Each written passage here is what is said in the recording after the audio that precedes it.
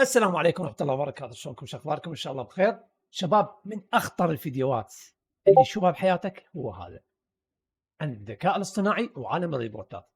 الكل مدهوشين، شنو الريبورت هذا؟ شنو الحركات؟ راح تشوفون هذا الفيديو، بس قبل لا تشوفوا الفيديو اضغط لنا بلايك ومتابعة وشوفوا الفيديو وراح تنصدم.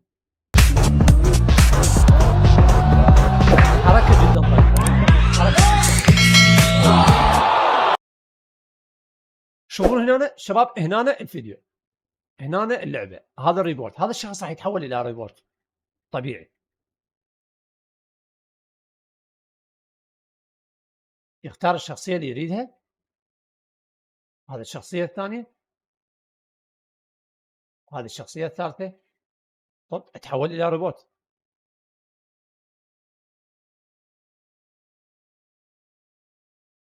كلش طبيعي.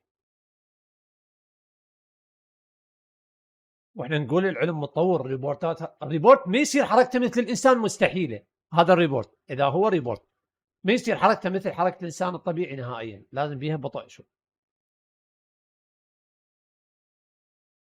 هذا مثل ما جاي يشوفه بالأفلام الموجودة.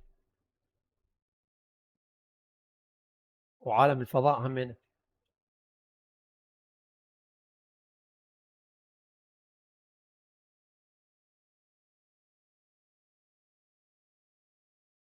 حركة جدا طبيعية. هو من خلال برنامج وتصميم وكروما كي يقدر يختار الدقة اللي يريدها، 4K HD،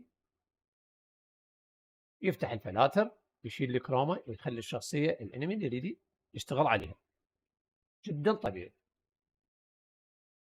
هذا الفيديو شباب عن خلال الكروما تصمم الشخصية ويصير ريبورت. انت تقدر تصير ريبورت طبيعي. هذا البرنامج تنزله طبيعي. هذا عالم الريبورت شباب.